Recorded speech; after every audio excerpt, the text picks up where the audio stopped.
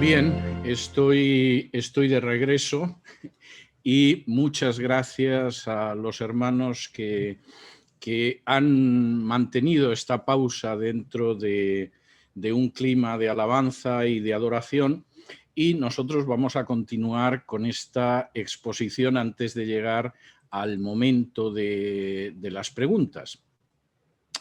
Por supuesto, quedaba una serie de preguntas flotando en el aire. Si efectivamente el texto mayoritario es aplastantemente mayoritario, si además está más que testificado por más del 95% de los manuscritos, pero también por las citas que hacían los primeros autores cristianos, si además es lo que encontramos en los leccionarios, si fue la base de las traducciones primeras que se hicieron del Nuevo Testamento a lenguas vulgares, pero bueno, ¿cómo se le ocurrió a Westcott y Hort en un momento determinado sustituir el textus receptus, el texto mayoritario, el texto bizantino, que prefieren decir algunos, por un texto corrupto que se basa fundamentalmente en el sinaítico y el vaticano?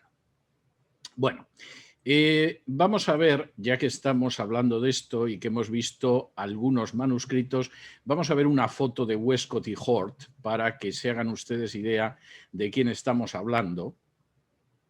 Y vamos a ver, ahí tienen ustedes a Westcott y Hort, personajes supuestamente piadosos, clericales y eruditos, y ahora vamos a contar quiénes eran Westcott y Hort y seguramente van a comprender ustedes muchas cosas. Primera cuestión, primera afirmación que voy a desarrollar en los próximos minutos. Westcott y Hort eran protestantes, al menos externamente, pero tenían una teología profundamente antibíblica. ¿Por qué sostengo que tenían una teología antibíblica? Porque negaban elementos esenciales de la fe cristiana. Lo primero que negaban era la inspiración de las Escrituras. En 1851, y ha sido maravilloso que se haya publicado hace pocos años la correspondencia entre Westcott y Hort y sepamos lo que pensaban y lo que planeaban, en 1851 Hort señalaba en una de estas cartas que a su juicio la creencia en la inerrancia de las Escrituras, es decir, que las Escrituras no yerran, no tienen error, era una herejía ortodoxa común. La idea de la inspiración de las Escrituras le repugnaba y consideraba que era la herejía ortodoxa común. Y 7 años después indicaba en otra carta, les voy a leer ahora un párrafo de esa carta, que lo que separaba fundamentalmente a los evangélicos de la posición de Westcott y Hort es que creían en la autoridad de la Biblia. Hort dice lo siguiente: los evangélicos me parecen pervertidos. Me temo que las diferencias más serias que existen entre nosotros giran sobre el tema de la autoridad, especialmente la autoridad de la Biblia. Para Westcott y Hort, la idea de que la Biblia tenía una autoridad que era inerrante, que era la palabra infalible de Dios, era una herejía ortodoxa común. Y los evangélicos que creían en eso eran pervertidos, lo cual verdaderamente es algo notable, es algo notable. En 1860, Westcott y Hort reconocían en su correspondencia que no aceptaban la infalibilidad de las Escrituras. Westcott escribía lo siguiente: rechazo la palabra infalibilidad de las Santas Escrituras de manera contundente. Y Hort le respondía: me alegro de que adoptes la misma base provisional sobre la infalibilidad que yo adopto. En 1862, Hort remachaba esto y señalaba la necesidad de que el clero inglés no sea obligado a mantener la absoluta infalibilidad de la Biblia. Punto primero, que tiene que quedar claro: Westcott y Hort, padres del texto crítico basado sobre todo en el sinaítico y el vaticano, era gente que consideraba que los evangélicos eran unos pervertidos por creer en la autoridad de la Biblia y consideraban que era necesario que el clero inglés no sea obligado a mantener la absoluta infalibilidad de la Biblia. En segundo lugar, tanto Westcott como Hort negaban la divinidad de Cristo. Escribiendo precisamente sobre Juan 1.1, donde Juan dice: en el principio era la palabra y la palabra estaba con Dios y la palabra era Dios, o en el principio era el verbo y el verbo estaba con Dios y el verbo era Dios, Westcott escribe: la preexistencia del verbo no es afirmada de manera clara.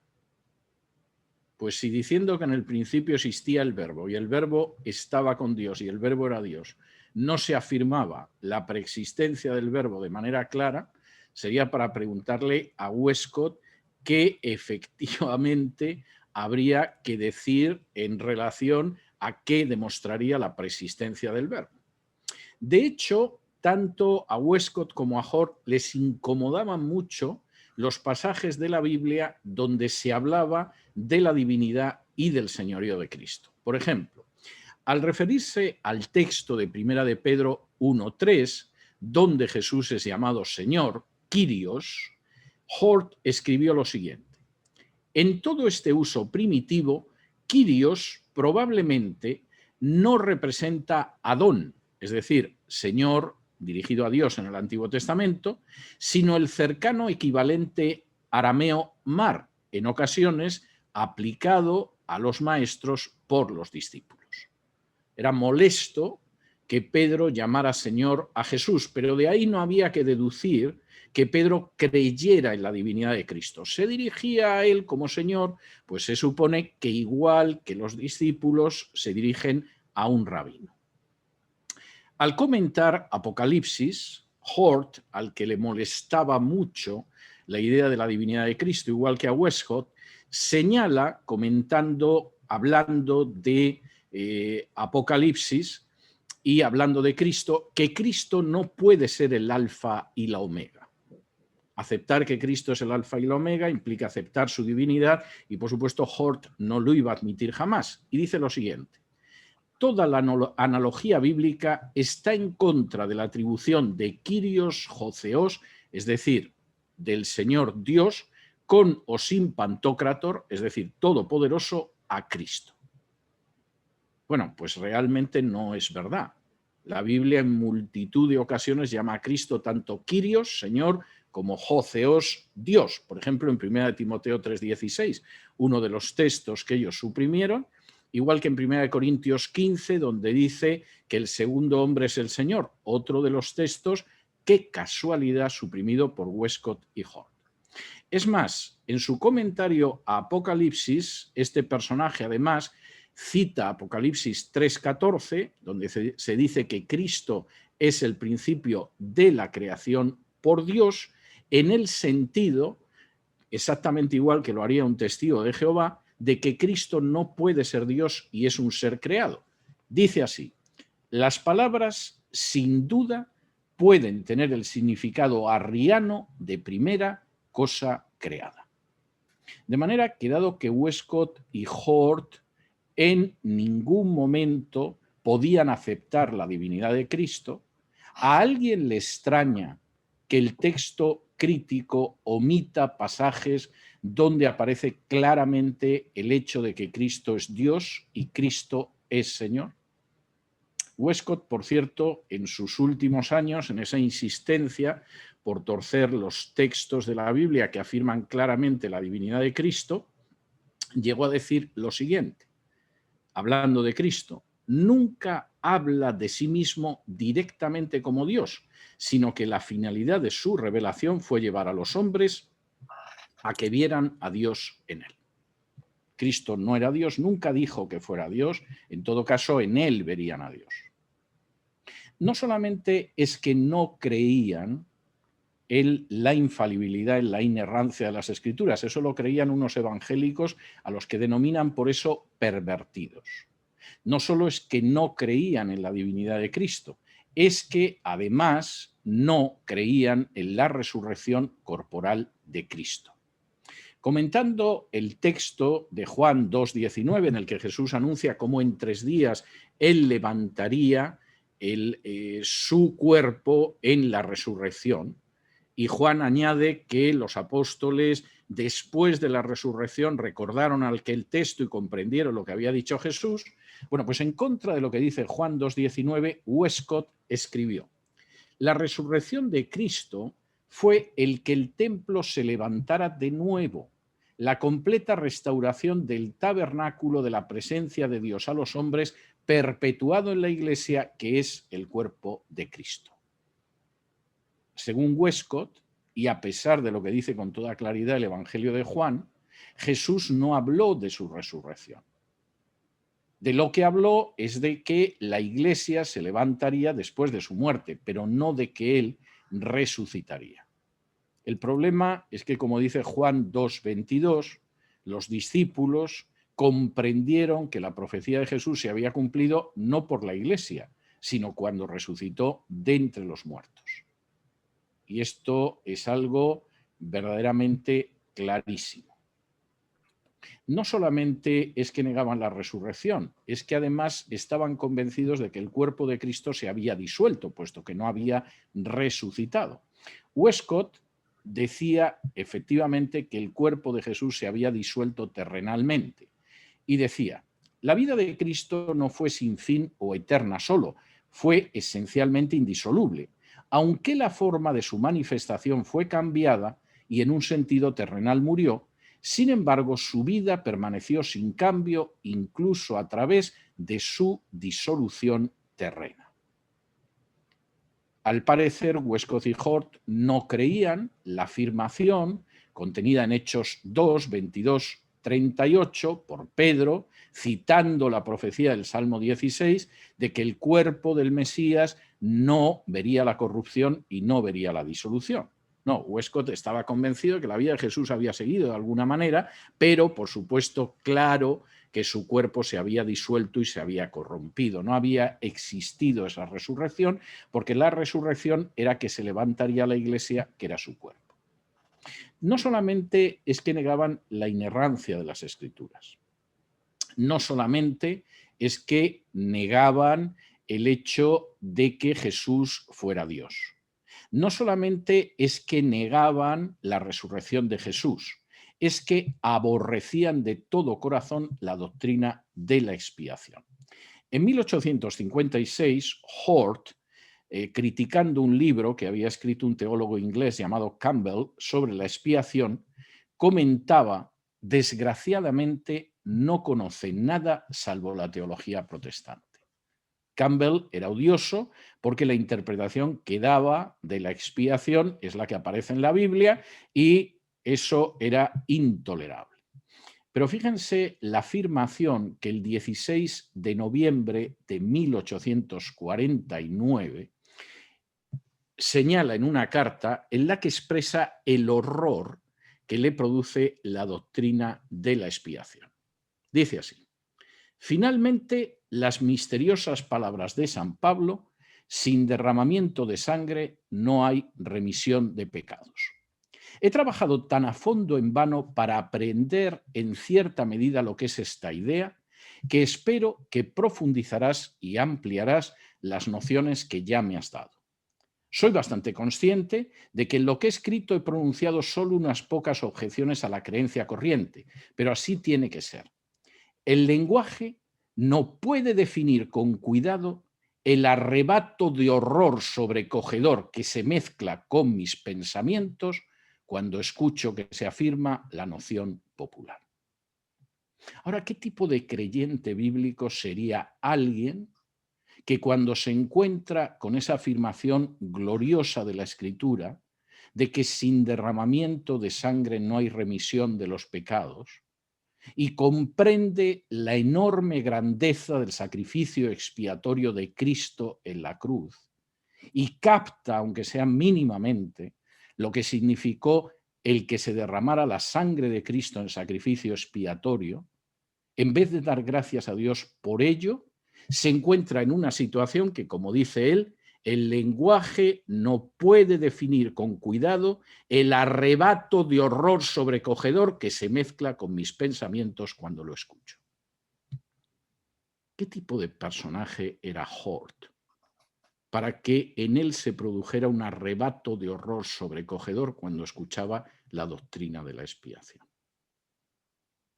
No solamente es que no creían en la inerrancia de las Escrituras, no solamente es que negaban la resurrección y la divinidad de Cristo, no solamente es que les horrorizaba la doctrina de la expiación, es que además se sentían muy cercanos a manifestaciones católicas y muy opuestos a la teología evangélica. En 1848, tras despotricar contra lo que denominaba el fanatismo de los bibliólatras, es decir, aquellos que creían que la Biblia estaba inspirada por Dios, Hort señaló: el puro punto de vista romano me parece más cercano y más plausible a la hora de conducir a la verdad que el evangélico. Y añadió: el protestantismo es sólo un paréntesis temporal. Y por si a alguien le quedaba dudas, en esta correspondencia siniestra entre Westcott y Hort, remataba de la siguiente manera: las doctrinas positivas de los evangélicos me parecen pervertidas, además de carentes de verdad. Existen, me temo, diferencias muy serias entre nosotros sobre el tema de la autoridad y especialmente de la autoridad de la Biblia. No les extraña a ustedes que gente que negaba la divinidad de Cristo, que negaba la autoridad de las Escrituras, que negaba la resurrección y que, por supuesto, sentía un horror inenarrable ante la doctrina de la expiación, pues hombre, se sintieran mejor en el ámbito católico, que no hace ese énfasis en la autoridad de las Escrituras, y que, por ejemplo, en 1865, Westcott hablara de las apariciones supuestas de la Virgen en La Salette y insistiera en que eran manifestaciones de Dios. Las definió de la siguiente manera: Dios revelándose ahora no de una forma, sino de muchas. Bueno, y uno dirá, realmente esta gente, en términos teológicos, era verdaderamente inaceptable. En términos teológicos, no había una verdad bíblica importante que no solamente no despreciaran y negaran, sino que incluso les produjera un horror tremendo. Y el caso de la expiación, a uno no le debería de sorprender que desaparezcan pasajes donde se habla de la sangre de Cristo y cosa parecida, porque eso les provocaba un indescriptible horror. Pero es que Westcott y Hort no solamente tenían una teología totalmente opuesta a las enseñanzas más importantes de la Escritura. Es que, en segundo lugar, Westcott y Hort formaban parte de una conspiración de carácter ocultista. Y de nuevo, permítanme que lo documente en las mismas palabras de Westcott y Hort. En 1840, Westcott ya había comenzado a manifestar un notable interés por el mormonismo, se había procurado el libro de Mormón y lo estaba estudiando. La idea de una revelación que viniera por ahí, fuera de la Virgen de la Salette o fuera del libro de Mormón, era algo que les atraía. Ya la revelación de las Escrituras era otro cantar. 2 años después de empezar a estudiar el libro de Mormón, Westcott acudía a hechiceros. Y él mismo lo cuenta en una de sus cartas y dice lo siguiente: por la tarde voy con Tom al brujo, pero no se atreve a actuar delante de nosotros. Uno quisiera saber qué era lo que querían Westcott y sus amigos que hiciera el brujo Tom, pero lo cierto es que el brujo por alguna razón no estaba para estas historias. No es extraño que con esta visión espiritual, en 1845, Westcott, Hort y un tercer personaje que se llamaba Benson fundaron un grupo ocultista y secreto al que denominaron el Club Hermes. El nombre no deja de ser significativo. Hermes era un dios de la mitología griega al que generalmente se asocia con la revelación de prácticas ocultas, pero Hermes también es una de las denominaciones que recibe Satanás en círculos ocultistas. De hecho, la ocultista rusa Madame Blavatsky, Elena Petrovna Blavatsky, una de las fundadoras de la Sociedad Teosófica, en su libro La doctrina secreta, por cierto, contemporánea de Westcott y Hort, dice lo siguiente: Satanás o Hermes son completamente el mismo. Él es denominado el dragón de la sabiduría, la serpiente, idéntico con el dios Hermes, inventor de la primera iniciación de los hombres en la magia, el autor de la adoración de la serpiente. Vaya círculo el que fundaron Westcott y Hort, cuyo nombre era el Círculo Hermes. Por cierto, círculo en el que daban charlas y conferencias, en su mayor parte relacionadas con aspectos espirituales del paganismo. Pero acababan de empezar, no crean ustedes que la cosa se queda aquí. En 1851, Westcott, Hort y Benson dieron un paso más en su carrera ocultista y fundaron The Ghastly Guild, que sería algo así como el gremio fantasmal o el sindicato fantasmal. Es bastante curioso que en la carta en la que Hort señala la fundación de este gremio fantasmal, dice que su finalidad era la investigación de los fantasmas y de todas las apariciones y efectos sobrenaturales, estando dispuestos a creer que tales cosas realmente existen. Y fíjense, porque esta carta es muy importante. Al mismo tiempo que Hort señala que van a investigar los fantasmas, los efectos sobrenaturales, porque esas cosas realmente existen, en esa misma carta califica al Textus Receptus como villano y dice que desea acabar con él. Significativo, ¿eh? La carta es verdaderamente importante. En ese mismo año de 1851, en que Hort señala lo maravilloso que es ese círculo, ese gremio fantasmal que han creado, donde van a estudiar las apariciones de fantasmas, etcétera, y donde dice que hay que acabar con ese maldito Textus Receptus. En ese mismo año, Westcott fue ordenado ministro de la Iglesia Anglicana. Y en paralelo, Hort entró en una sociedad ocultista denominada Los Apóstoles. Tiempo después de esto, el hijo de Hort escribiría sobre este episodio. En junio se afilió a la misteriosa Compañía de los Apóstoles. Fue el principal responsable del juramento que liga a los miembros a una conspiración de silencio. Es verdaderamente impresionante. En 1852, y fíjense en la carrera piadosa de Westcott y Hort, mientras repartía, junto con Hort, literatura del gremio fantasmal, Westcott realizaba la siguiente afirmación en relación con el Textus Receptus y con las traducciones de la Biblia que se basaban en el Textus Receptus. Estoy sumamente ansioso por proporcionar algo que pueda reemplazarlos. Gente ejemplar, estos Westcott y Hort. En primer lugar, hemos visto cómo su teología no podía ser más viciosa y antibíblica. En segundo lugar, eran ocultistas. Pero en tercer lugar, y me voy a detener en esto en los próximos minutos, Westcott y Hort pretendían destruir la presencia del texto mayoritario y sustituirlo por un texto alterado del Nuevo Testamento que encajara con su teología liberal y ocultista. Durante el año 52, en que ha quedado la constancia escrita, documental, de que estaba ansioso por encontrar algo que pudiera sacar de en medio al texto mayoritario del Nuevo Testamento y a las traducciones que se basaban en ello, durante el resto del año 52 fueron madurando esos planes.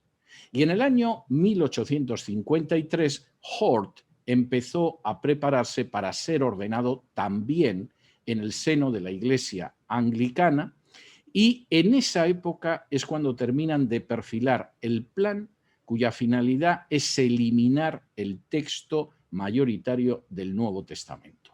Dejó constancia en una de sus cartas donde dice lo siguiente: fue durante estas semanas con Mr. Westcott, que había venido a ver a Umberslake, cuando se llegó al primer acuerdo definitivo del plan para una revisión conjunta del Testamento griego. No le resultó difícil encontrar a un editor, era un personaje que se llamaba Daniel Macmillan, que por supuesto dijo que estaba dispuesto a elaborarlo, y el texto de Westcott y Hort lo elaboraron Westcott, Hort y Lightfoot, que era otro teólogo liberal. Pero por supuesto, tanto Westcott como Hort sabían que ese texto no tenía una base textual. Sabían que el Sinaítico y el Vaticano eran textos corruptos.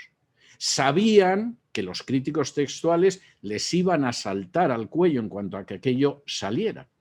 Y por lo tanto, ese proyecto había que mantenerlo en secreto. Como indicó Hort, cito a Hort, llegamos a una comprensión definida y positiva acerca de nuestro texto griego y de sus detalles. No deseamos todavía que se hable acerca de él, pero vamos a trabajar inmediatamente y esperamos haberlo concluido en poco más de un año. Esto es algo tremendo, porque para el año 1858 Westcott se había convertido en un predicador de éxito dentro de la Iglesia anglicana. En ese mismo año, Hort escribía lo siguiente: actualmente muchos hombres ortodoxos, pero racionales, están siendo modelados sin saberlo por influencias que con seguridad darán buen fruto a su debido tiempo si se permite que el proceso discurra con tranquilidad. Pero temo que una crisis prematura devuelva asustados a muchos al tradicionalismo más claro. Amigo Westcott, lo estamos haciendo muy bien. Gente que es teológicamente conservadora la estamos manejando, manipulando, modelando como tenemos que modelarla. Pero tenemos que hacer esto de manera inteligente, sabia, tranquila, porque si forzamos las cosas demasiado, se van a asustar y van a volver al tradicionalismo más claro. Es notable, ¿eh? En 1871, Westcott, Hort y Lightfoot, que eran los responsables de ese Nuevo Testamento griego que elaboraban en secreto, fueron invitados a formar parte del comité que iba a revisar el Nuevo Testamento en inglés. Lo que escribe Hort, Westcott y Hort, es bastante claro, lo que escribe Hort. Y dice lo siguiente: Westcott cree que debemos aprovechar la oportunidad especialmente, puesto que nosotros tres estamos en la lista. Los tres de la lista debieron de sentirse muy contentos por lo bien que iban sus planes, y en 1872 dieron un paso más dentro de su camino ocultista y fundaron el Club Eranus. En 1861 se publicó tanto la revisión inglesa del Nuevo Testamento, la Revised Version, como el Nuevo Testamento griego. Es algo que había llegado al final de los planes. Y por supuesto esto significó que se dejaba de editar, en el caso de las sociedades bíblicas, el Nuevo Testamento griego mayoritario. No vayan ustedes a creer que de todas formas disfrutaron mucho de su éxito. En el caso de Hort, murió de manera prematura poco después, y además en una situación que todavía está por terminar de esclarecerse. En el caso de Westcott, se dedicó a comerciar con la promoción del consumo de cerveza y acabó alcohólico. Quizá no fuera un final tan extraño la muerte prematura de uno y el alcoholismo final del otro. Pero desde luego el texto de Westcott y Hort tuvo un éxito tremendo. Como les mostraba hace un rato, de ese texto de Westcott y Hort surgió Nestlé junto con Tischendorf, que era el sinaítico, y a partir de Nestlé vino todo lo demás. Y en las sociedades bíblicas no pensaron en algún momento que puesto que hubo gente que escribió libros sobre el texto de Westcott y Hort desde una perspectiva científica, mostrando que era absolutamente intolerable mantener eso, había que volver al textus receptus, al texto mayoritario, como la base del Nuevo Testamento griego, de las sociedades bíblicas y de las traducciones. Sí, efectivamente, hubo quien lo pensó. Lo pensó Bruce Metzger. Y ustedes dirán quién es Bruce Metzger, cuyas memorias sus recuerdos de un octogenario, que es el nombre del título de sus memorias, cuenta cómo se llevó a cabo el siguiente Nuevo Testamento griego. Bruce Metzger era un ultraliberal desde muchos puntos de vista, pero era un personaje de una enorme competencia como filólogo. Se puede ser un gran filólogo y un liberal, igual que uno puede ser un gran pintor y pintar maldades. No son cosas que necesariamente estén reñidas. Pero Bruce Metzger cuenta en sus memorias, en los recuerdos de un octogenario, en la página 61, para ser más exactos, cómo la conclusión a la que llegaron los lingüistas de las sociedades bíblicas, incluido él, que era un liberal, como lo era también Kurt Aland, era que había que volver a utilizar el texto mayoritario. ¿Y por qué había que volver a utilizar el texto mayoritario después de la hazaña de Westcott y Hort? Bueno, pues da una razón aquí que es verdaderamente tremenda. Y es que, como dice aquí, la gran mayoría de los manuscritos griegos concuerdan con el textus receptus. De modo que esos que hablan de los nuevos manuscritos que se han descubierto, que permiten quitar 1 Juan 5:7 y 1 Timoteo 3:16 y el final de Marcos, etc., o son ignorantes o son embusteros. Porque Bruce Metzger, que era un liberal y su teología era penosa, pero era un sabio en términos lingüísticos, reconoce en la página 61 de sus memorias que pensaron en utilizar el textus receptus porque la mayoría, la gran mayoría, the great majority of Greek manuscripts, la gran mayoría de los manuscritos griegos agree with the textus receptus. Están de acuerdo, coinciden, concuerdan con el texto recepto. ¿Y por qué no lo hicieron?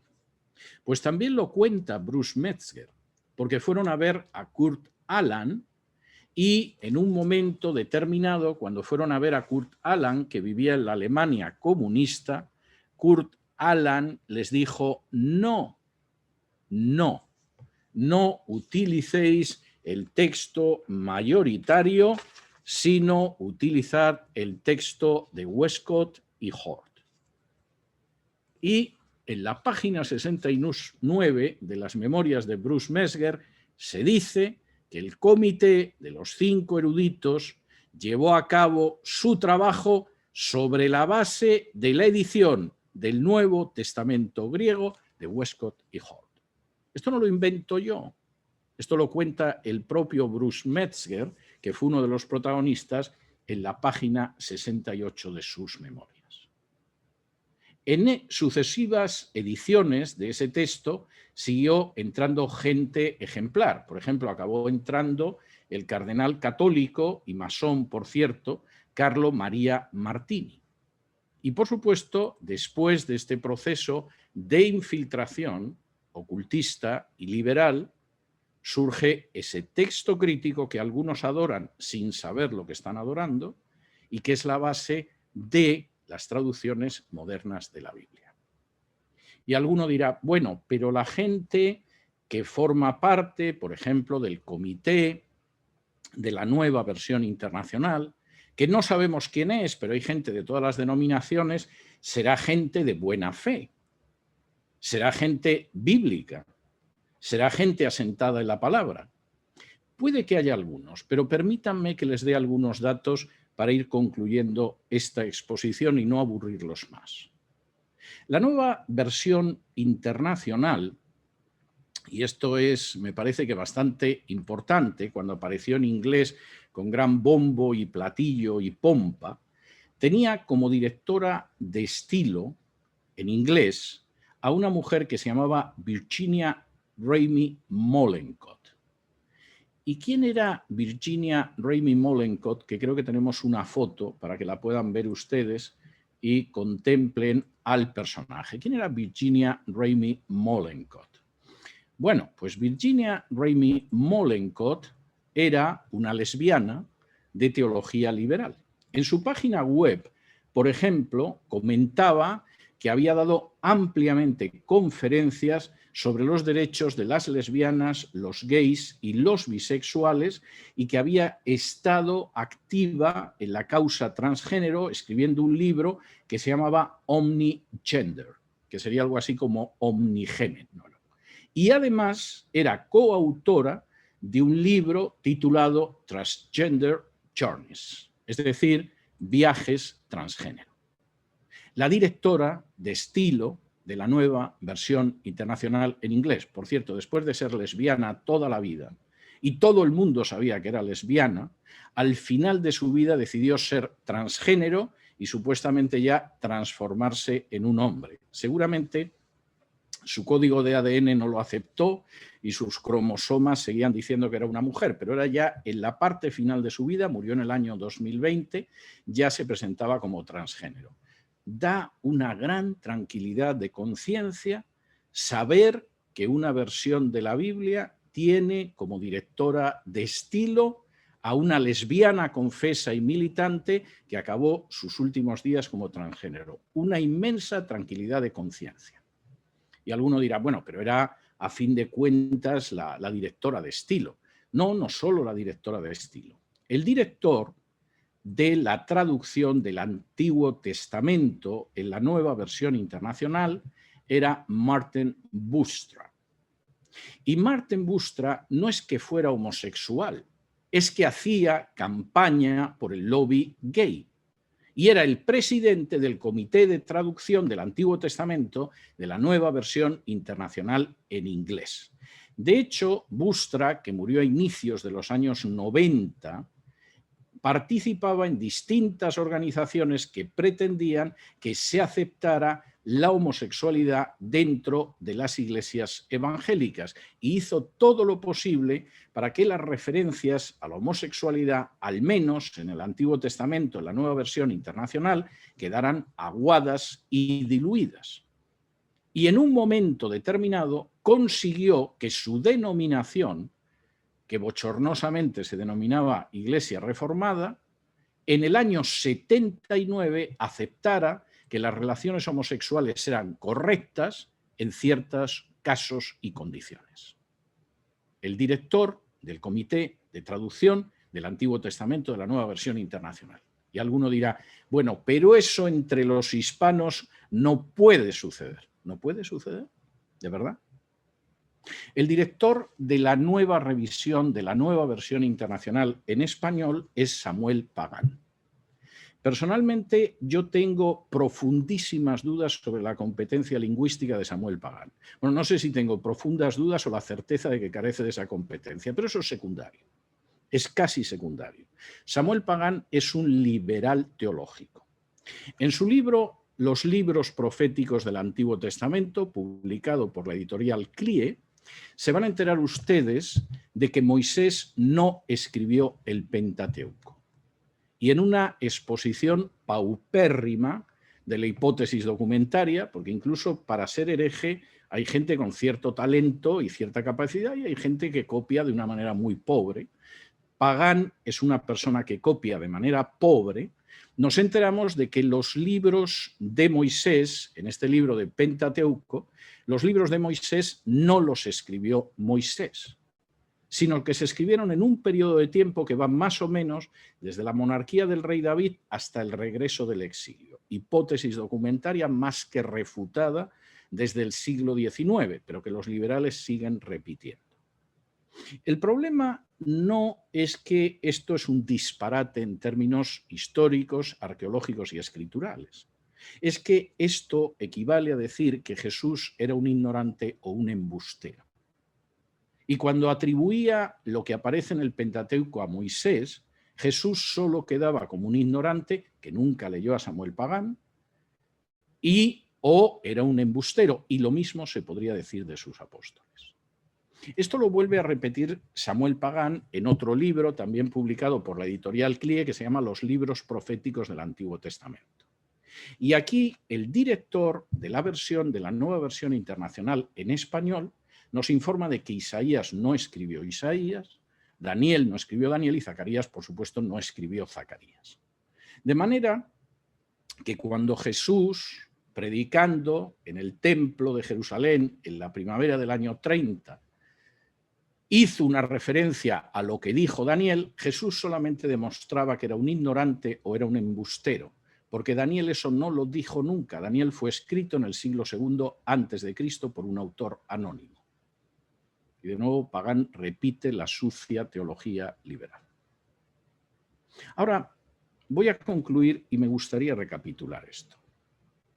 Cuando ustedes compran una edición de la Biblia, del Nuevo Testamento, ustedes se van a encontrar con dos tipos de traducciones. Unas traducciones se basan en el texto mayoritario, texto bizantino, textus receptus, como lo quieran denominar. Otras se basan en eso que se llama el texto crítico, que por cierto no existe, no hay un solo manuscrito que contenga el texto crítico. El texto crítico es un cortapega de distintos manuscritos sobre la base, sobre todo, del Sinaítico y el Vaticano, aunque vaya en contra de la inmensa mayoría del testimonio documental que tenemos. Las ediciones que se basan en el texto crítico se basan en un texto inaceptable científicamente porque su base es sobre todo el Sinaítico y el Vaticano, que son tardíos, corruptos e incluso se contradicen entre sí. Y que para colmo fueron editados por dos ocultistas que aborrecían totalmente doctrinas como la divinidad de Cristo, la expiación o la inerrancia de las Escrituras, y que han ido pasando por otros autores liberales, en algunos casos hasta partidarios de la ideología de género, para llegar a ese resultado final. Esa es una de las partes de las versiones de la Biblia que tienen. En el otro lado, ustedes tienen versiones del Nuevo Testamento que se basan en el texto mayoritario, más del 95% de los manuscritos, en el texto más antiguo, porque podemos ver cómo se cita de ese texto en las traducciones más antiguas del Nuevo Testamento, ya en el siglo II, y en autores de los primeros siglos del cristianismo, de los siglos II, III, etcétera, etcétera, y además relacionado con gente que respetaba, amaba y obedecía la palabra de Dios y a su autor. ¿Con cuál de los dos se van a quedar? Porque creo que la diferencia es muy clara y muy evidente. Y esto no es algo meramente especulativo.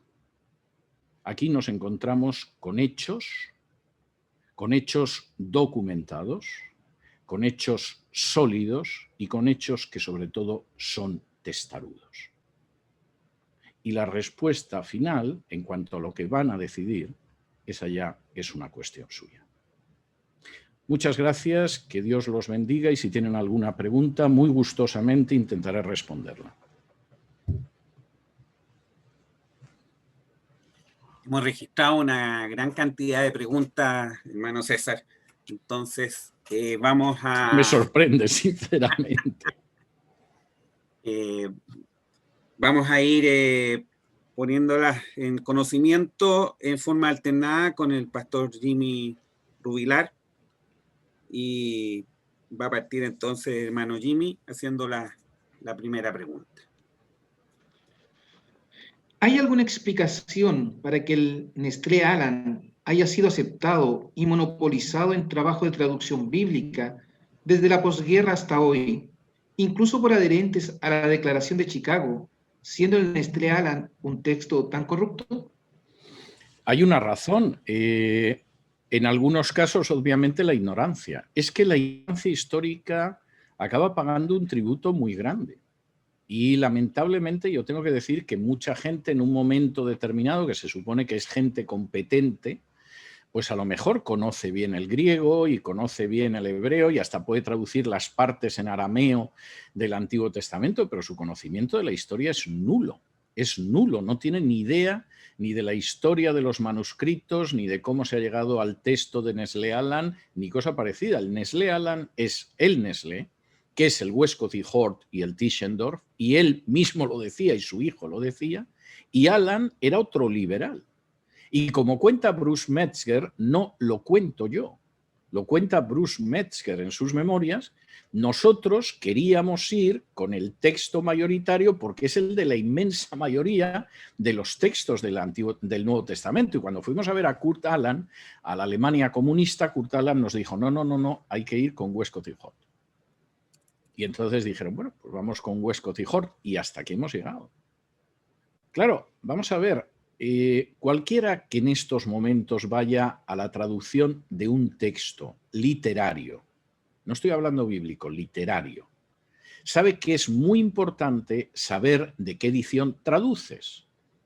Tú vas, por ejemplo, al Priestuplenie y Naказonije de Dostoyevsky, al Crimen y Castigo, y te aparece inmediatamente, hemos utilizado la edición tal de sus obras en ruso, etcétera, etcétera.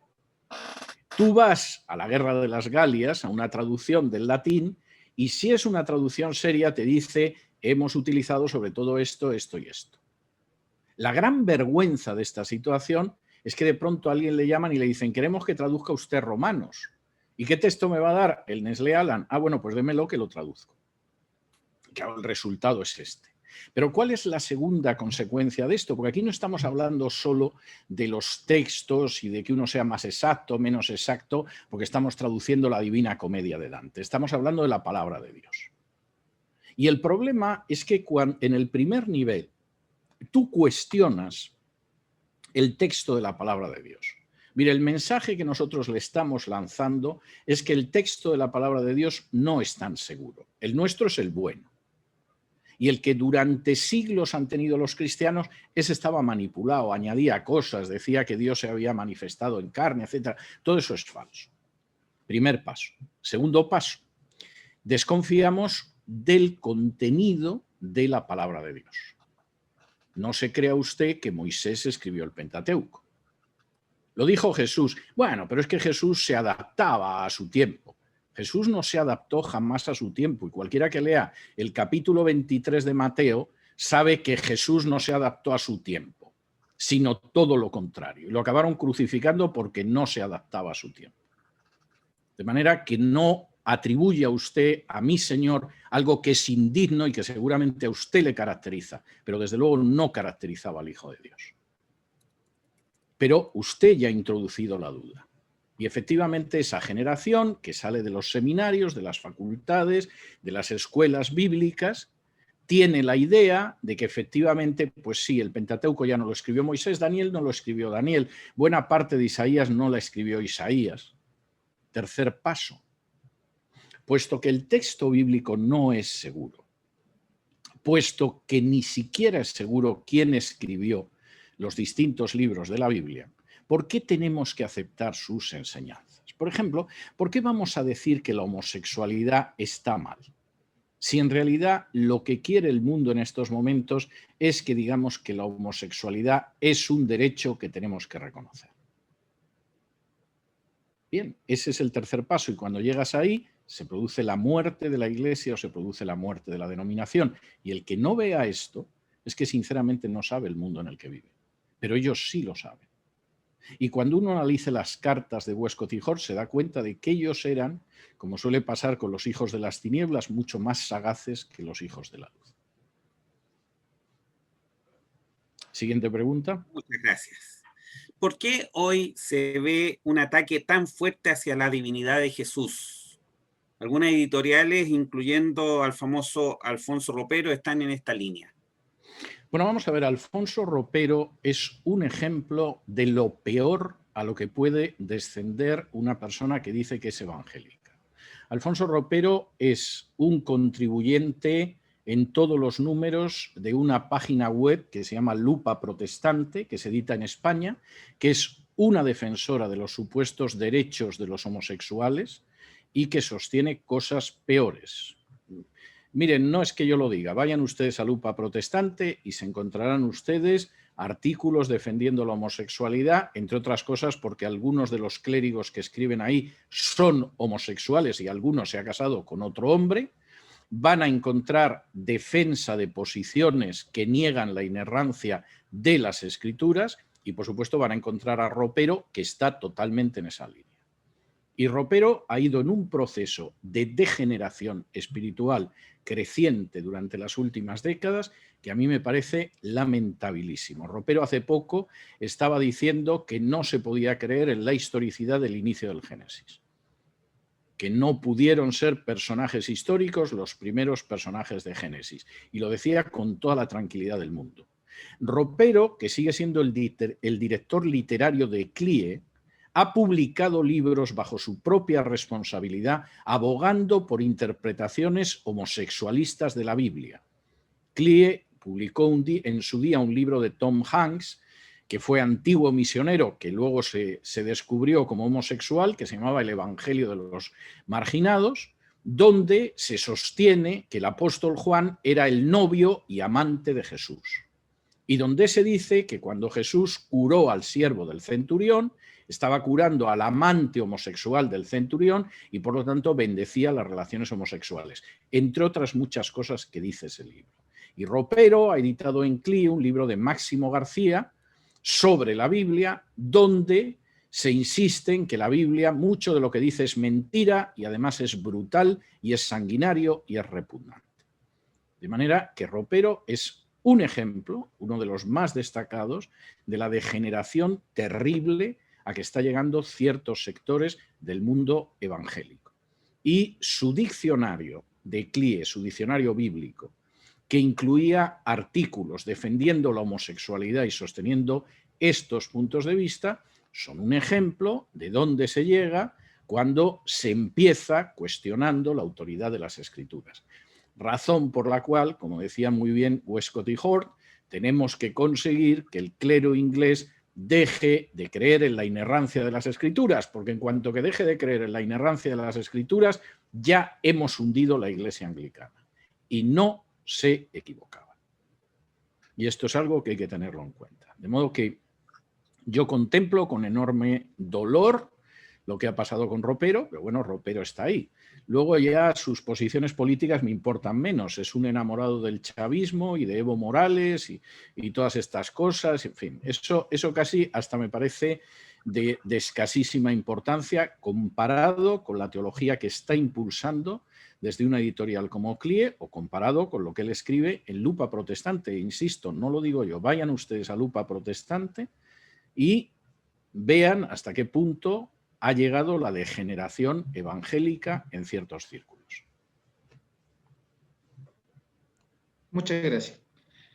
Por favor, mencione lugares en que están guardados los manuscritos muy antiguos a que se ha referido. No, vamos a ver.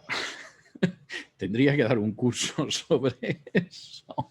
Vamos a ver, el papiro John Ryland está en la biblioteca Ryland, el papiro Tide también está situado en Inglaterra y además ha sido objeto de estudio, y en el caso de los papiros de Marcos están en el Santuario del Libro en Jerusalén. Pero los manuscritos del Nuevo Testamento, vamos a ver, estamos hablando en números redondos de 5.000 manuscritos.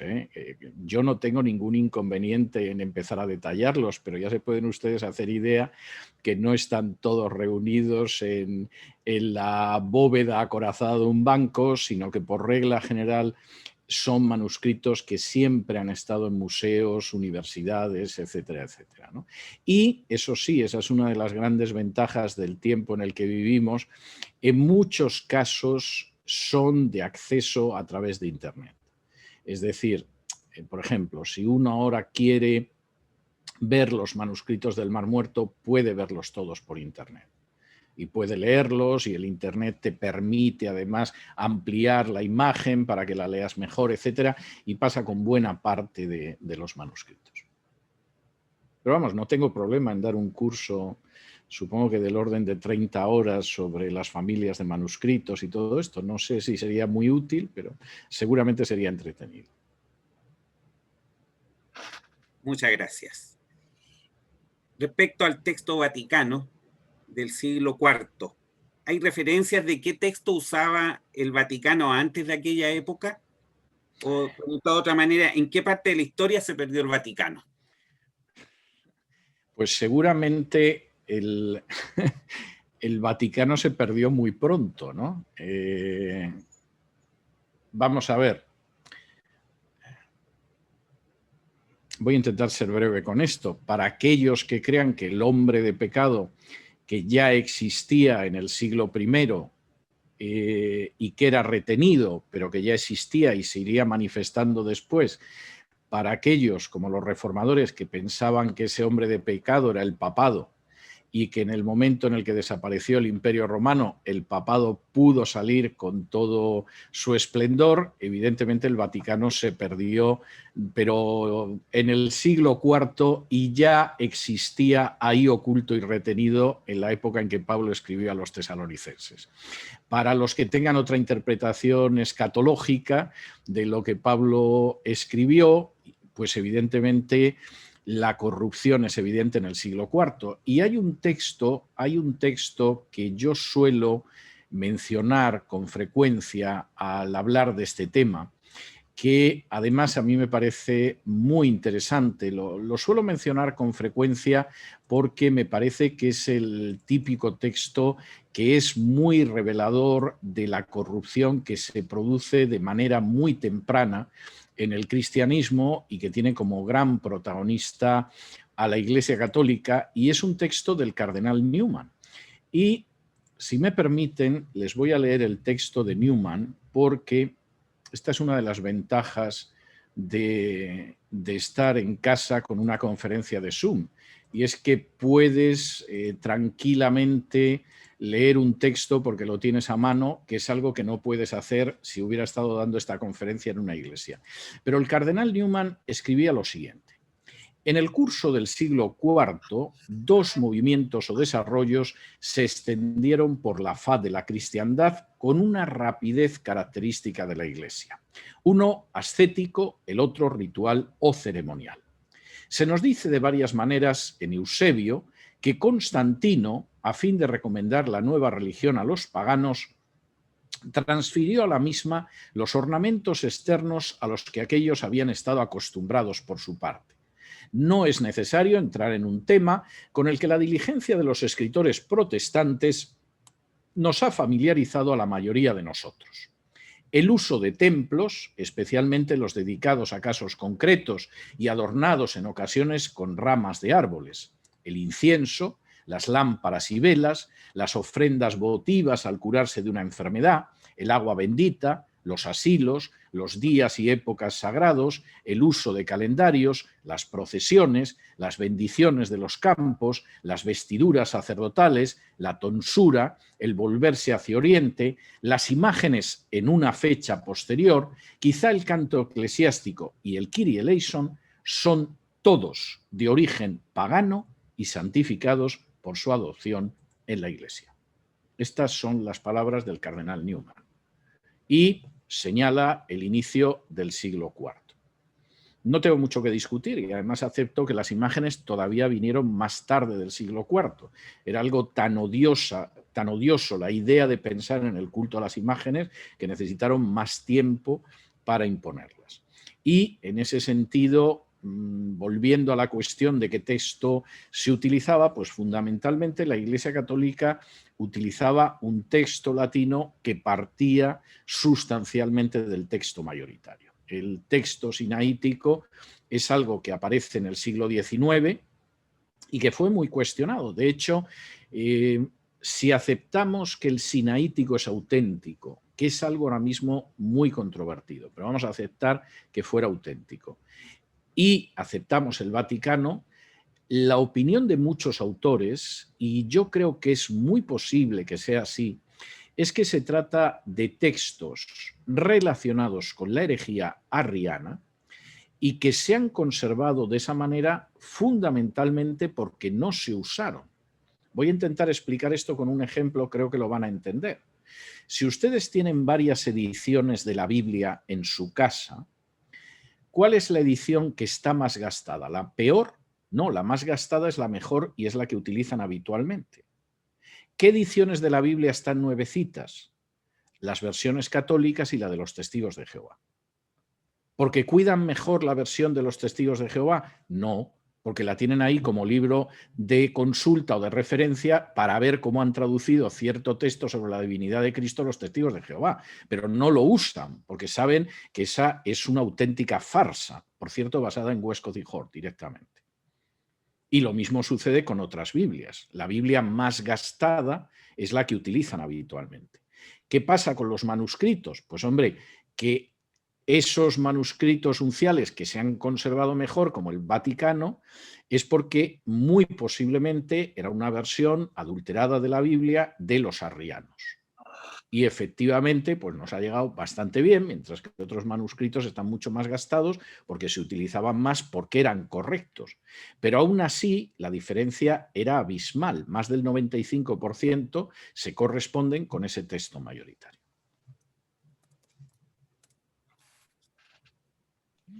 Muchas gracias.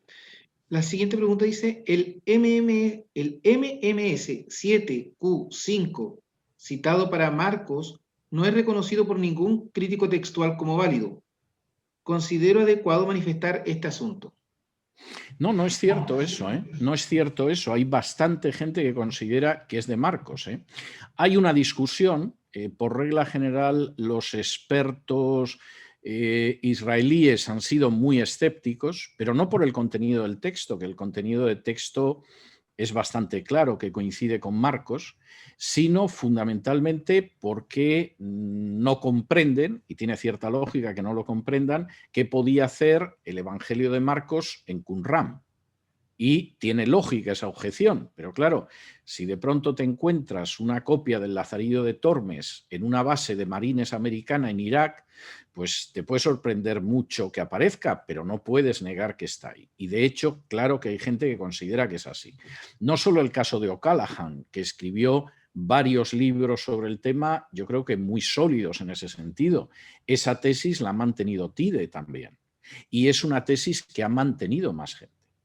Entonces, es una cuestión que se puede discutir, a diferencia del papiro Tide o del papiro John Rylands de Juan, que son absolutamente indiscutibles.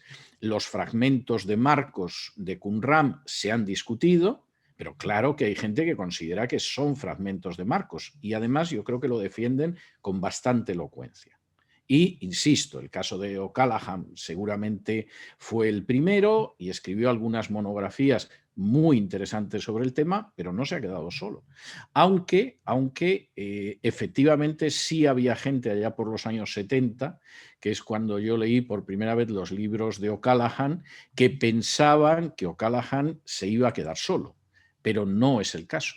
Es decir, realmente las tesis de O'Callaghan luego las han desarrollado y las han seguido otros autores. E insisto, no me parece en absoluto que sea algo disparatado ni mucho menos. O sea, es de esas cosas que, bueno, no son absurdas. Claro, la cuestión de fondo es que en última instancia muchísima gente lo que se plantea es cómo pudo acabar llegando eso ahí. Y no deja de ser algo bastante llamativo. Pero es que hay otros documentos que también están en Qumran y que no es tan fácil en un momento determinado saber cómo fueron a parar ahí. Y realmente nos han mareado mucho, ¿no? Yo creo que el último libro que salió en esta dirección, siguiendo la línea de O'Callaghan, o uno de los últimos, es un libro de finales de los 80 de Peter Tide, pero no son los únicos que lo sostienen. Es decir, hay más gente que lo sostiene. Esta pregunta me gustaría, o esta opinión me gustaría que la pudieras fundamentar bien.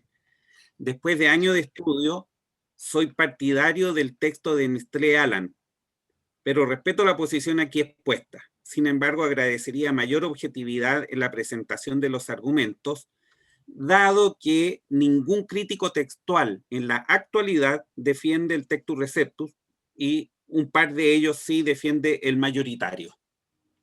Bueno, vamos a ver, porque esto es jugar con las palabras. Vamos a ver, el texto mayoritario lo defiende muchísima gente y el texto mayoritario sustancialmente es el Textus Receptus. De hecho, el Textus Receptus no es nada más que una edición de una serie de manuscritos que recogen el texto mayoritario. Del texto mayoritario no solo es que hay mucha gente que lo sostiene en estos momentos, es que incluso hay zonas del mundo donde es indiscutible que no se puede usar otro. Por ejemplo, cualquier edición del Nuevo Testamento griego que uno compre en el este de Europa, es decir, en países que históricamente han estado vinculados a la Iglesia Ortodoxa, lo que se encuentra es el texto mayoritario, que es el Textus Receptus, y que ellos prefieren llamar texto bizantino. Y eso sucede en Grecia, eso sucede en Rusia, eso sucede en Rumanía, eso sucede en Bulgaria. La idea del Nestlé Aland para ellos es odiosa. Y, por ejemplo, yo tengo aquí una edición griega del Nuevo Testamento en griego, que contiene a un lado el Nuevo Testamento griego original y enfrente una traducción del Nuevo Testamento griego al griego moderno. Y, por supuesto, es el texto mayoritario. Y tiene Primera de Juan 5:7, por ejemplo. Y tiene Primera de Timoteo 3:16, con el Dios fue manifestado en carne. Es decir, esta gente que conserva, porque además para ellos sigue siendo una lengua viva, el texto griego del Nuevo Testamento, el Nestlé Aland les parece una aberración. Y por supuesto siguen ese texto. Y cualquier edición que uno encuentre en Rusia, Bulgaria, etcétera, etcétera, países que han mantenido el texto a través de la Iglesia Ortodoxa, no tiene ninguna duda. Dentro de este lado del mundo que sigue sufriendo a Westcott, Hort, Nestlé y Aland, por cierto, todos ellos ultraliberales. No tengo noticia de que Aland o Nestlé fueran ocultistas como Westcott y Hort, que lo eran, pero eran muy liberales. Aland era muy liberal. Y no hay nada más que leer también sus memorias para verlo, como en el caso de Metzger.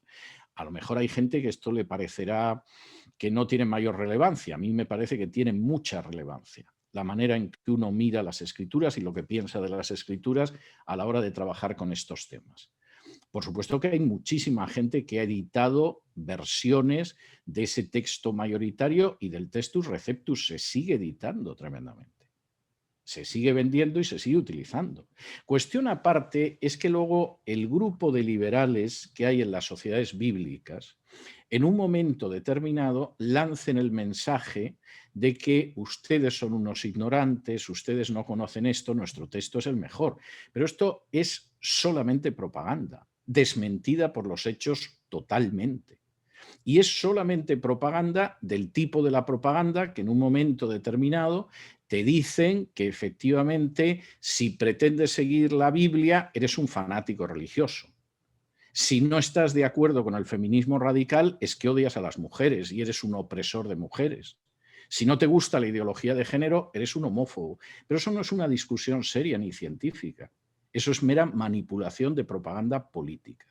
Y eso es lo que pasa con el Nestlé Aland. Nestlé fue el primero que reconoció que él no trabajó con esos textos y que él se limitó a copiar a Westcott y Hort y a Tischendorf, lo cual es una descalificación absoluta de Nestlé. Y Aland era un liberal. Y además es un liberal que el propio Metzger reconoce que ellos eran partidarios de ir con el Textus Receptus porque era el texto en el que coincidía la grandísima mayoría de los manuscritos griegos. Y sin embargo, Aland le dijo que no. Y tomaron esa decisión. Esta no es mi versión. Eso no es una especulación mía. Eso no es fruto de mi imaginación. Eso es citar directamente lo que dice Bruce Metzger.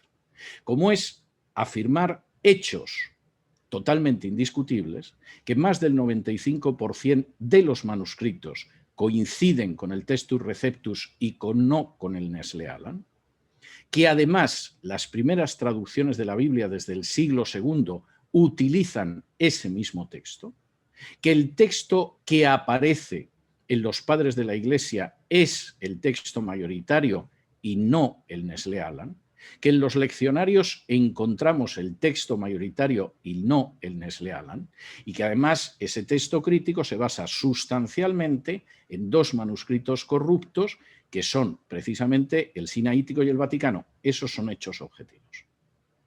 Y por supuesto, sustituir lo que es la mayoría de los textos, los más antiguos y que van todos en esa dirección, por un texto corrupto, basado en dos manuscritos corruptos y tardíos, que además se contradicen entre sí, y unidos por dos ocultistas que eran enemigos cerrados de las verdades bíblicas, a mí me parece que es de una imprudencia absoluta. Y, en fin, si alguien se quiere quedar con el Nestlé Aland, me parece bien. Y voy a acabar con un argumento que me parece muy claro. Yo puedo presentar más del 95% de manuscritos totales o parciales del Nuevo Testamento y dan testimonio del texto mayoritario, del Textus Receptus, del texto bizantino. Nadie, absolutamente nadie, puede presentar un solo manuscrito, uno solo, que sea el texto de Nestlé Aland. Porque el texto de Nestlé Aland no reproduce un manuscrito, es un corta y pega de acuerdo a lo que se le ocurrió a Westcott y Hort. No hay un solo manuscrito en el mundo y desafío aquí a cualquiera a que pueda citar un solo manuscrito en todo el mundo, de millares de ellos, que se corresponda con el texto de Nestlé Aland. De manera que quédese usted con el Nestlé Aland, que no tiene un solo manuscrito que lo reproduzca, que yo me quedo con un texto que está atestiguado por más del 95% de los manuscritos del Nuevo Testamento en griego, por el testimonio de los padres de la Iglesia, por las traducciones primitivas y por los leccionarios que usaban los primeros cristianos. Muchas gracias. La siguiente pregunta. ¿Cómo puede explicar el problema de Quirino, que aparentemente produce una contradicción histórica entre Mateo y Lucas referente al censo en tiempos de Herodes o Cirenio? Bueno, me parece una pregunta muy bonita, pero creo que se sale del tema, pero voy a explicarlo. Vamos a ver, no hay una contradicción en absoluto. Lo que ha dicho la crítica liberal en multitud de ocasiones es que, obviamente, el nacimiento de Jesús, según Mateo, se produce antes de la muerte de Herodes, es bastante obvio, y por el contrario, Lucas sitúa esa situación en la época de Quirinio o Cirino, según la traducción que estén ustedes manejando en español, que sirvió después de Cristo, no antes de Cristo, que fue cuando nace Jesús y todavía reinaba Herodes. Y entonces, pues aquí se desprende que Lucas estaba equivocado, que era descuidado, que los evangelios son inexactos. Esto está respondido desde el siglo XIX. Desde el siglo XIX. Si alguien no se ha querido enterar, es un problema suyo de ignorancia o de sectarismo. Pero esto está respondido. Y está respondido desde que un arqueólogo inglés que se llamaba William Ramsay encontró un testimonio arqueológico que habla de dos periodos en los cuales Quirino desempeñó el cargo del que habla Lucas. Uno, efectivamente, después de Cristo y después de Herodes, otro antes, que coincide justo con la fecha del nacimiento de Jesús que señala Mateo. Pero insisto, esto se sabe desde la segunda mitad del siglo XIX. Hay un testimonio arqueológico que habla de ese mandato con fecha de Quirino. Solo por ignorancia o por sectarismo se puede desconocer esto. Si es por ignorancia no hay ningún problema, la ignorancia se cura estudiando. Si es por sectarismo la cosa es más difícil. Ahora quisiera dar dos pasos más allá. Segundo paso. Lucas es el historiador de la antigüedad más exacto a la hora de reproducir la nomenclatura de los cargos romanos.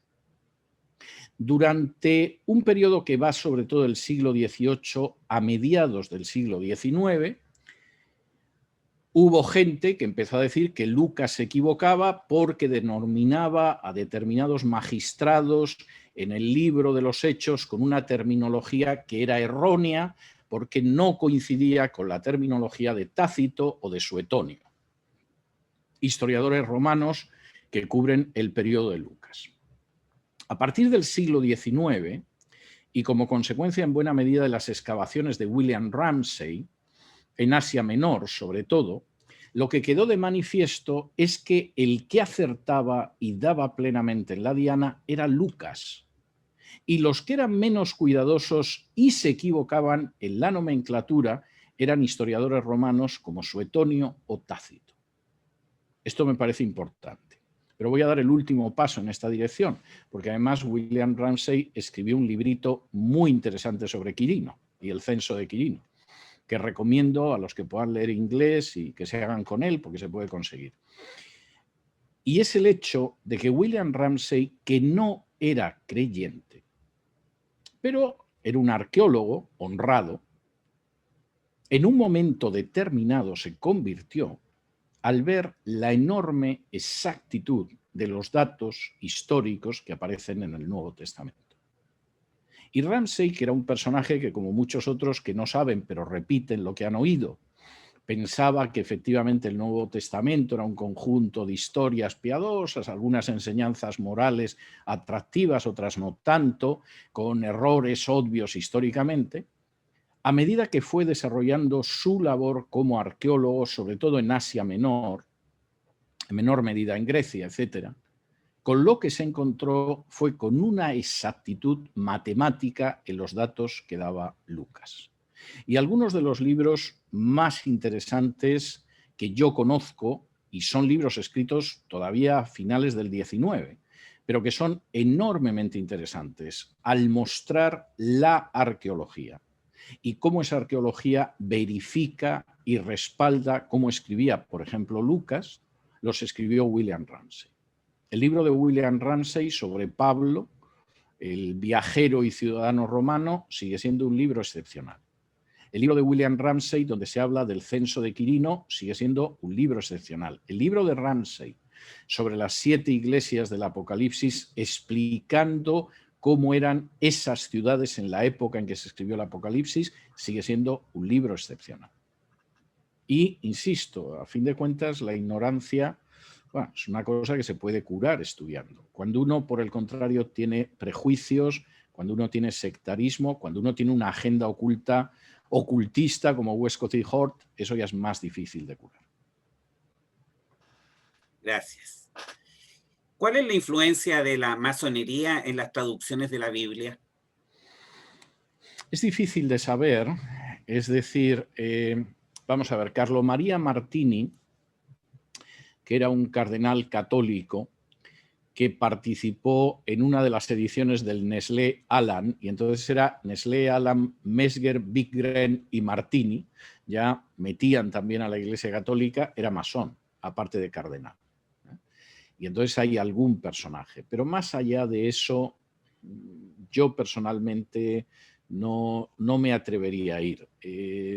Puede que en algún comité de traducción de alguna Biblia haya podido haber masones, pero yo no creo que sea la influencia determinante, ni mucho menos, y el peso del ocultismo y del liberalismo teológico es infinitamente mayor. Gracias. ¿Qué versión bíblica en español cuenta con la fuente de los manuscritos más confiables? Reina Valera, y hubo una época en que también era el caso de la Biblia de las Américas, de la que yo nunca he sido un entusiasta, pero al menos cuando salió la primera edición en los años 70 del Nuevo Testamento, no mutilaba el texto del Nuevo Testamento.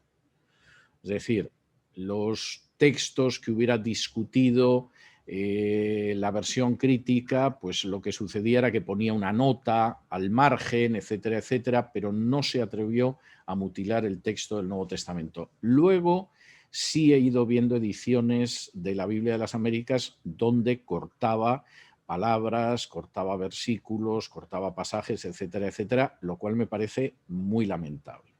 Me parece muy lamentable.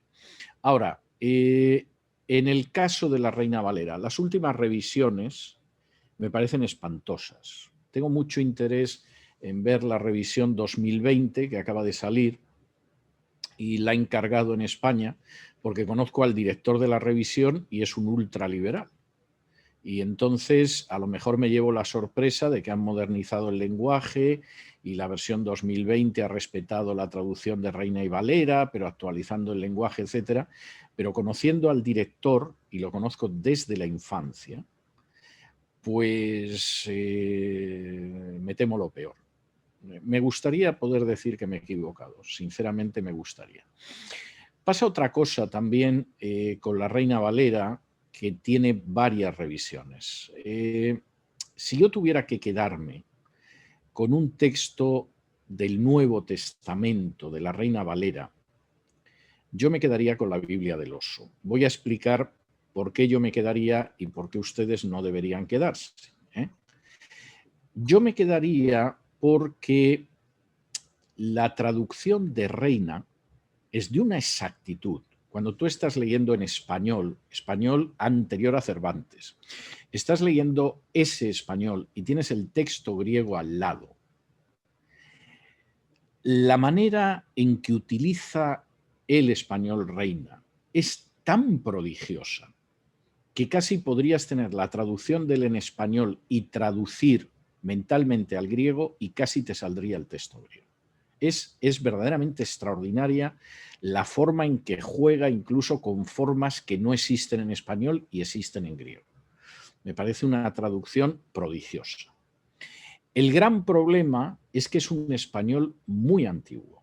Es decir, si a ustedes les resulta difícil leer el Quijote, pues evidentemente con la Biblia del Oso lo pasarían muy mal porque es un español todavía más primitivo. Y entonces no se puede utilizar. Hay expresiones que hay que conocer muy bien el español del siglo de oro para entenderlas, hay otras que resultarían equívocas, no es fácil, ¿no? Y entonces yo no puedo recomendar que la gente utilice el Nuevo Testamento de la Biblia del Oso porque es meterlos en una situación que seguramente les va a traer más desilusión que disfrute. Pero como traducción, y si uno está acostumbrado a leer los clásicos del siglo de oro, e insisto, es un español todavía más antiguo que el de Cervantes, es algo verdaderamente prodigioso. Y en muchas ocasiones, cuando yo estoy viendo, yo habitualmente trabajo con el texto griego del Nuevo Testamento y el texto hebreo arameo del Antiguo. Y en ocasiones, me acuerdo perfectamente de cómo traduce la Reina Valera o otra versión, pero hay veces que no recuerdo muy bien y entonces me llama mucho la atención el poder ver cómo es la traducción y a veces voy a la Biblia del Oso. Es rara la vez que no me quedo sorprendido de lo bien que lo hizo el viejo Reina. Para que se hagan una idea, voy a contar otra anécdota que es indiscreta, pero para darles una idea, para que se hagan una idea de hasta qué punto la Reina Valera es una muy buena traducción. Hará unos 15, 20 años compré en Israel una traducción del Antiguo Testamento, una traducción judía, que en la página de la izquierda estaba el texto hebreo original y en la página de la derecha una traducción al español. Y yo iba leyendo en el texto hebreo e iba mirando en algunos pasajes el texto de la derecha. Y hubo un momento en que empecé a tener la sospecha de que la supuesta traducción judía no era nada más que la Reina Valera, a la que le habían cambiado algunos pasajes mesiánicos que eran muy chocantes para un lector judío. Y fui a la estantería, bajé una Reina Valera, empecé a cotejarla con la traducción judía, y la traducción judía era un calco de la Reina Valera. Por supuesto, cuando llegaba a textos como Isaías 9:6, donde se habla de Padre Eterno, Dios fuerte, Príncipe de paz, etcétera, en relación con el Mesías, ese texto lo modelaban dentro de una teología que no pudiera apuntar hacia el cristianismo, y pasajes así. Pero cuando uno leía los libros históricos, los salmos, etcétera, es que era la Reina Valera. Y siempre he tenido mis dudas de si el avispado traductor judío al español del Antiguo Testamento simplemente se limitó a echar mano de la Reina Valera y se puso a copiar. pero dice mucho realmente de la calidad como traducción de la Reina Valera. Y tengo que decir que las traducciones modernas de las últimas décadas, ya sin entrar en el tema del texto que utilizan para el Nuevo Testamento, que es muy importante, pero en términos generales son traducciones de muy poca calidad, de muy poca calidad. Y cuando uno las compara con la Reina Valera, puedes decir, bueno, el lenguaje puede ser más comprensible, pero en muchos casos el lenguaje es más comprensible a costa de aguar y a veces adulterar el contenido del texto bíblico.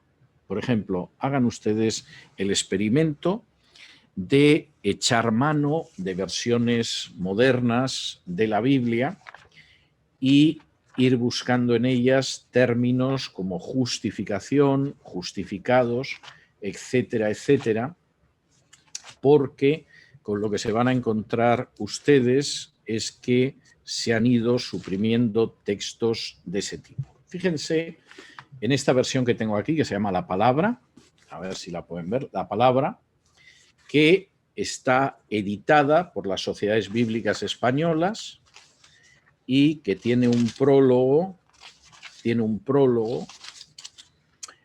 firmado por Samuel Escobar y por José Luis Andaver. Samuel Escobar como presidente honorario de las Sociedades Bíblicas Unidas y José Luis Andaver, director general de la Sociedad Bíblica de España. Bueno, y uno llega, por ejemplo, a Romanos 5:1, y donde Pablo dice, justificados por la fe, tenemos paz con Dios por medio de Cristo Jesús, traduce así esta versión, que se supone que es una maravilla de versión nueva y que debería de ser aceptada por el pueblo evangélico en general. Restablecidos, pues, en la amistad divina por medio de la fe, esto es una ofensa a la inteligencia. Esto es llamar imbéciles a los que compran esta edición de la Biblia. La justificación no es el restablecimiento en la amistad divina. Claro que la persona que es justificada por la fe, pues sí, se puede decir que vuelve a ser amiga de Dios, pero la justificación es algo mucho más serio y mucho más profundo que el hecho de que somos amiguetes otra vez. La justificación implica que Dios es justo, primero. Segundo, que nosotros somos injustos. Tercero, que como un Dios justo no puede declarar justo a un injusto como nosotros, Cristo tuvo que morir en la cruz como sacrificio expiatorio, un justo por los injustos. Y cuarto, que esa justicia de Cristo en la cruz, nosotros la recibimos a través de la fe y Dios nos justifica y sigue siendo justo al declarar al injusto justo porque nos ha imputado la justicia de Cristo en la cruz. Sustituir algo tan profundo y de tanta relevancia y de tanta hondura por restablecidos en la amistad divina es una burla. Y esto es escupir a una de las verdades más gloriosas que aparecen en la Biblia. Y me importa 3 pimientos que lo firme Samuel Escobar o el archipámpano de las Indias. Porque no se puede hacer esto con la palabra de Dios. Bueno, ¿y por qué lo han hecho las sociedades bíblicas? Pues miren, para que nos divirtamos mucho. Porque esta versión que se presenta como la palabra para uso de protestantes tontos e ignorantes, se presenta como la Biblia traducción interconfesional cuando lleva los apócrifos y es también para católicos. Y entonces hemos hecho una versión de la Biblia que sin apócrifos sirve para evangélicos tontos e ignorantes. Y por supuesto no hablamos de la justificación por la fe ni cosa parecida, ni de que somos justificados por la fe ni cosa parecida. Pero cuando a esa Biblia le metemos los apócrifos, que no forman parte del canon de las Escrituras, y los primeros que lo saben son los judíos, y saben que esos libros no forman parte del canon del Antiguo Testamento, no es una manía de evangélicos pervertidos, que diría Hort, es que los judíos saben lo que es su canon y esos libros apócrifos no están en el canon. Cuando hacemos eso para vendérselo además a algún católico despistado, por supuesto evitamos lo que pueda disgustar a un católico. No sea que algún católico lea nuestra versión de la Biblia y descubra que la justificación es por la fe y llegue a la conclusión de que a lo mejor los reformadores del siglo XVI no estaban tan equivocados. Y entonces, como no queremos dañar a ningún católico, no sea que lastimemos su pobrecito corazón, sustituimos la justificación y justificar por restaurados en la amistad con Dios. Por supuesto, la situación espiritual del católico nos importa un comino. Porque si nos importara algo, lo primero que haríamos sería respetar el contenido de la Escritura. Es así de claro, ¿eh? Y de nuevo, estos son hechos, no es mi interpretación, les estoy leyendo directamente del texto. Muchas y no gracias. hace falta que les diga que no se gasten un peso en comprar esas versiones de la Biblia. Gracias por el consejo. La siguiente pregunta. Teniendo acceso a la Biblia King James, que es más cercana en tiempo al Textus Receptus y por lo tanto es más antigua que la Reina Valera, ¿por qué no ocupamos la King James y se ocupamos la versión Reina Valera 1909? Vamos a ver, porque a mí estas cosas me conmueven. No puedo decir que no me conmuevan porque me conmueven mucho. Vamos a ver. La King James, o Biblia del Rey Jaime, es del año 1611. 1611. La Biblia del Oso es de 1569. ¿Cuál es anterior? ¿La Biblia del Oso, de Reina, o la Biblia del Rey Jaime? Porque a lo mejor a mí me han enseñado mal los numerales y resulta que 1611 va antes de 1569. Confieso que llevo más de 60 años pensando que 1569 es anterior a 1611, pero si alguien me muestra que estoy equivocado, estoy dispuesto a reconocerlo. Es decir, la traducción de la Biblia del Oso, que debemos a Casiodoro de Reina, es casi 50 años anterior, no, es más de 50 años anterior a la Biblia del Rey Jaime.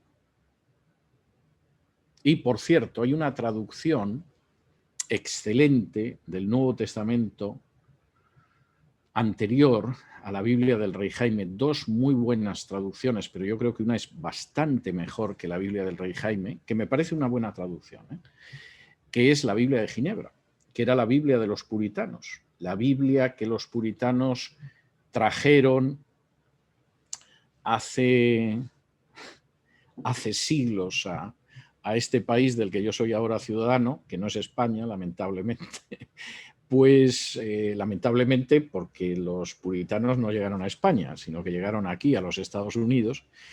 La Biblia que llevaban los puritanos no era la del Rey Jaime, era la Biblia de Ginebra. Y la traducción de la Biblia de Ginebra es verdaderamente extraordinaria. Hace cosa de 4 o 5 años conseguí una edición de la Biblia bilingüe que por un lado tiene la primitiva Reina Valera y por el otro lado tiene la Biblia de Ginebra en paralelo, en inglés. Y son dos grandísimas traducciones. Y yo no puedo dejar de evitar el pensar que cuando uno ama la palabra de Dios y cree que es la palabra de Dios y está dispuesto a someterse y a obedecer la palabra de Dios, las traducciones son mejores. Y cuando uno, por el contrario, considera que no sabes muy bien cuál es el texto de la palabra de Dios, pero incluso lo que parece que es el texto no es en absoluto inerrante y los autores de la Biblia no son los que dice la Biblia y cosas por el estilo, esa traducción no puede salir bien. De pronto te encuentras que en vez de decir justificados por la fe, dice restablecidos en la amistad con Dios.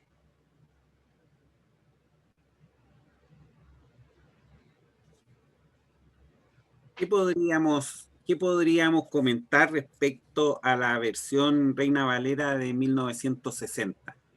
Esta denominación, como te comenté en la conversación anterior que tuvimos, la usó en sus orígenes, pero rápidamente derivamos al uso de la versión 1909 y hasta el día de hoy mantenemos esa versión en nuestras iglesias. Yo creo que es desigual, es decir, vamos a ver, el problema, vamos a ver cómo digo esto de una manera caritativa, ¿no? Uno de los problemas serios con las traducciones de la Biblia y las revisiones de la Biblia es que no siempre hay gente suficiente para llevar a cabo esa tarea. Primera cuestión. Entonces es como si tú tienes que reparar tu casa. Tu casa estaba maravillosa cuando la acabaron de construir, pero después de 50 años a esa casa la tienes que remozar, etcétera, etcétera. Y de pronto, pues tú necesitarías una docena de personas, entre el arquitecto, el aparejador, los albañiles, etcétera, y te encuentras que en tu pueblo hay 3 personas y una de ellas es el jardinero y la otra es el que cuida de las cabras. Van a intentar hacerlo lo mejor posible, porque el jardinero te conoce desde que era pequeño y era amigo de tu padre, y el que cuida las cabras te quiere mucho. Y intentarán reformarte la casa lo mejor posible, pero bueno, pues la casa va a quedar más o menos así. A mí no me parece una mala revisión, la Reina Valera del 60, pero yo noto que tiene grietas. Y que en algunos casos la revisión del libro X se lo encargaron a una persona que la revisión que hizo la hizo muy bien, posiblemente porque conocía bien sobre todo el Nuevo Testamento, y en otros casos la persona no era tan competente. Y entonces eso significa, y eso lo percibo sobre todo en el Antiguo Testamento, y entonces eso significa que cuando en un momento determinado utilizas la Valera del 60 para predicar, y a mí me toca hacerlo muchas veces porque es la más utilizada, en ocasiones tienes la suerte de que los textos que manejas no plantean ningún problema. Y en otras ocasiones tienes que enmendarle la plana al revisor del 60. Lo cual a mí personalmente no me agrada, pero hay veces que no me queda más remedio que hacerlo. Y entonces es una revisión imperfecta. Aún así, para mí es una revisión todavía con un cierto nivel de dignidad y decoro. No se puede comparar con otras cosas posteriores. La Reina Valera del 77.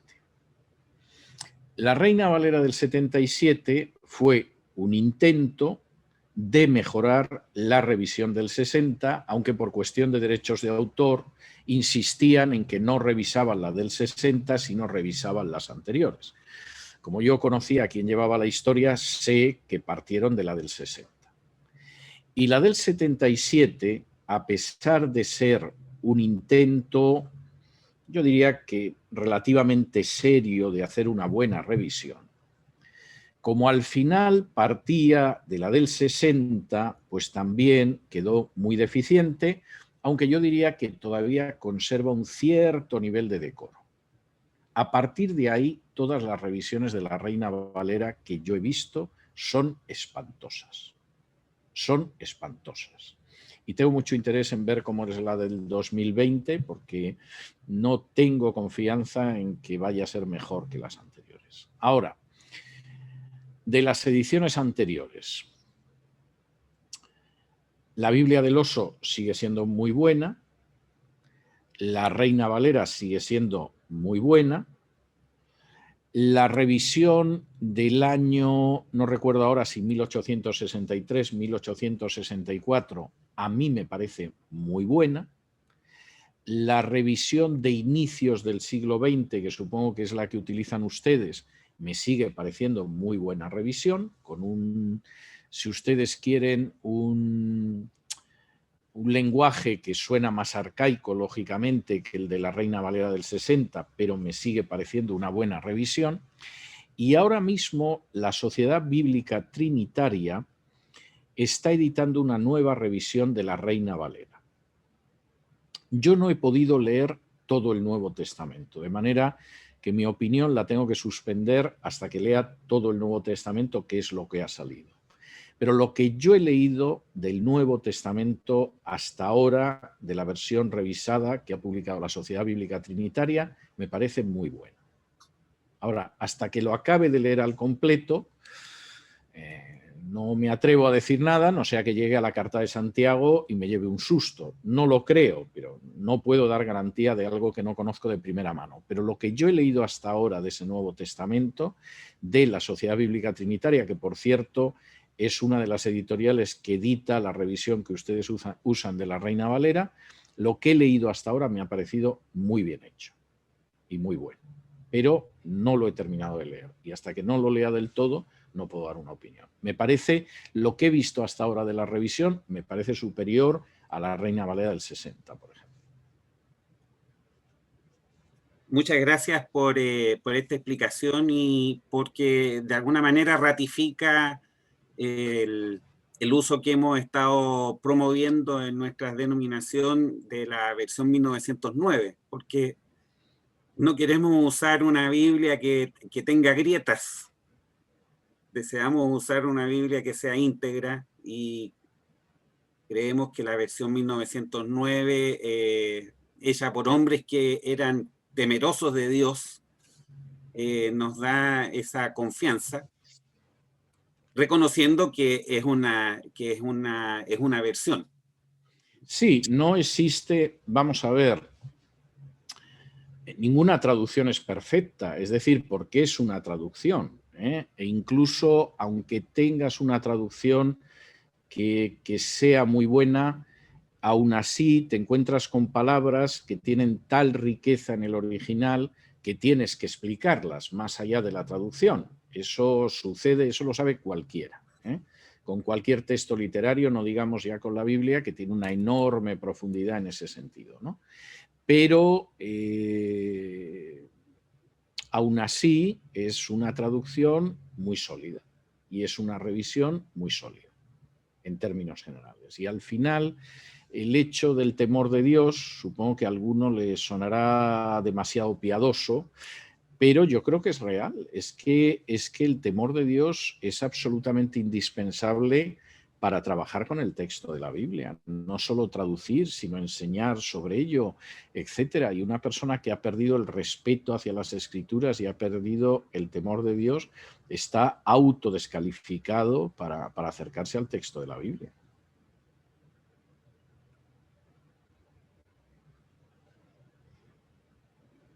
Creo que el pastor Jimmy tiene la última pregunta por dado el tiempo como ha ido avanzando. Sí. Sí, queremos solamente incluir una pregunta que nos ha llegado. En versiones como Reina Valera 1909 y 1960, existen pasajes que presentan influencias del texto crítico. ¿De qué manera estos pasajes podrían alterar doctrinas que la Iglesia ha defendido históricamente? Yo no creo que haya la menor influencia del texto crítico en ninguna de las dos. En el caso de la revisión del 9, fundamentalmente lo que hicieron fue revisar la del 63 para actualizarla. Yo reconozco que plantea algunos problemas de ortografía, porque claro, es la ortografía española de 1909, ¿no? Pero no hay ninguna influencia del texto crítico. Es decir, en esos momentos, además, ya había salido el texto de Nestlé, pero yo no creo que lo consideraran en absoluto. Es decir, estoy convencido de que se limitaron a revisar el texto de Reina y Valera en términos fundamentalmente lingüísticos, y el resultado es un resultado muy bueno para 1909. Y en el caso de la del 60 tampoco creo que hubiera esa influencia, ni mucho menos. De hecho, y esto indica cómo las sociedades bíblicas no han ido a mejor desde los años 70 para acá. De hecho, cuando en los años 70, inicios de los años 70, las sociedades bíblicas sacan una nueva traducción del Nuevo Testamento, que fuera más más actual, con un lenguaje más moderno, no para sustituir a la Reina Valera, sino para complementar de alguna manera, que fue el Nuevo Testamento de la versión popular. En esas primeras ediciones del Nuevo Testamento de la versión popular se decía muy claramente en el prólogo que se había utilizado el mismo texto mayoritario de la Reina Valera. Es decir, es una nueva traducción, el lenguaje es un lenguaje más moderno, pero hemos utilizado la misma base textual y eso lo sacaron las sociedades bíblicas. ¿Qué duró eso? Eso duró muy pocos años, porque en el momento en que la versión popular, en vez de ser solo la versión del Nuevo Testamento, se quiso hacer la versión entera y además en un momento determinado una versión ecuménica, entraron los apócrifos, entraron los liberales, entraron los adventistas para otro tipo de cosas y al final lo que salió era espantoso. Y cuando además la versión popular, que ya se basaba totalmente en el texto crítico, decidió sacar una versión de estudio, las notas eran abiertamente liberales, entre otras cosas porque iban también dirigidas al mundo católico y teológicamente el mundo católico es liberal. Luego, por supuesto, no puedes negar la infalibilidad del Papa, tienes que creer que María fue concebida sin pecado y que ascendió a los cielos, todo lo que quieras. Pero en términos teológicos es liberal, en términos bíblicos. Y esa Biblia era tremenda, primero porque intentaba justificarte algunos dogmas católicos no bíblicos y luego porque, sin embargo, te decía que el siervo de Isaías 53 no era el Mesías, que la segunda carta de Pedro no la había escrito Pedro, que Efesios no era de Pablo, que Isaías no era de Isaías, por supuesto los libros de Moisés no los había escrito Moisés, etcétera, etcétera. Con lo cual, lo que inicialmente fue un intento de sacar un Nuevo Testamento traducido al español a partir del texto mayoritario, que era muy buena idea, acabó convirtiéndose en una Biblia ecuménica, con comentarios liberales, y en la que además acabaron con el texto crítico. Y fue un desastre. Pero yo no tengo la sensación de que eso pasara ni con la revisión del 9, ni con la revisión del 60 de la Reina Valera. Sinceramente no lo creo. Y estoy por ver qué han hecho con la del 2020. O sea, tengo una especie de curiosidad malsana por ver al final en qué ha quedado la revisión del 2020, que me temo cualquier cosa y quisiera equivocarme. Bueno, muchas gracias, doctor César Vidal, por esta tan instructiva conferencia, por haber dado respuesta a estas preguntas con tanta precisión. Quisiéramos informarle a todos los hermanos que están presentes que contaremos ahora con el auspicio de la Confederación de Iglesias Evangélicas Fundamentalistas con una nueva oportunidad para disfrutar de una conferencia del doctor Vidal el 30 de octubre, el sábado 30 de octubre, y el tema específicamente será un mundo que cambia. Así es que esperamos que todos se interesen y se sumen a esa nueva oportunidad para escuchar de manera tan interesante y didáctica lo que el hermano César Vidal nos va a plantear. Esperamos. Pues, sí, no, por favor. Adelante. No, muchísimas gracias. Tengo que agradecerles que son ustedes gente muy gentil, muy paciente y realmente muy amorosa. Ha sido para mí un placer y un privilegio y un honor el poder estar sirviéndolos durante esta mañana de sábado. que es problemático, porque esta tarde tengo que continuar con un curso que estoy dando de doctrinas de la gracia y esta tarde tengo que dar 4 horas de clase, de manera que se me van sumando, pero ha sido verdaderamente un placer pasar la mañana con ustedes hablando de algo que es mi pasión, pero que también es la razón de mi vida y es el hecho de comunicar el conocimiento de las Escrituras para que la gente pueda conocer a Jesús. Y en ese sentido ha sido muy bueno. Espero que nos volvamos a encontrar en el futuro. Un abrazo muy fuerte para todos y muchísimas gracias y que Dios los bendiga. Muchas gracias.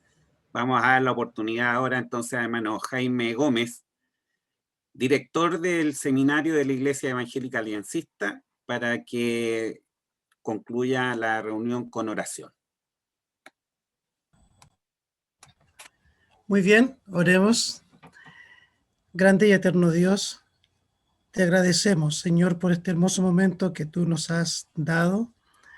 Gracias, Señor, porque durante este tiempo, Señor, tú nos has entregado esta enseñanza a través de nuestro hermano César Vidal. Rogamos una bendición muy especial por él, por su ministerio, por todo lo que él realiza. Y gracias, Señor, porque a través de él podemos tener esta enseñanza, Señor, que afirma aún más nuestras convicciones respecto de tu palabra. Gracias, Señor, porque durante todo este tiempo, el tiempo que tú nos has elegido para ser tus hijos, contamos con tu palabra inerrante y perfecta, Señor, y gracias porque a través de ella podemos conocer más a Cristo, amarlo y ser, Señor, hijos conforme a tu palabra. Bendice toda a nuestros hermanos quienes se unieron a esta conferencia, Señor, y que sea una bendición que podamos transmitir también a otros hermanos nuestros. Lo rogamos en el nombre de Cristo Jesús. Amén. Amén.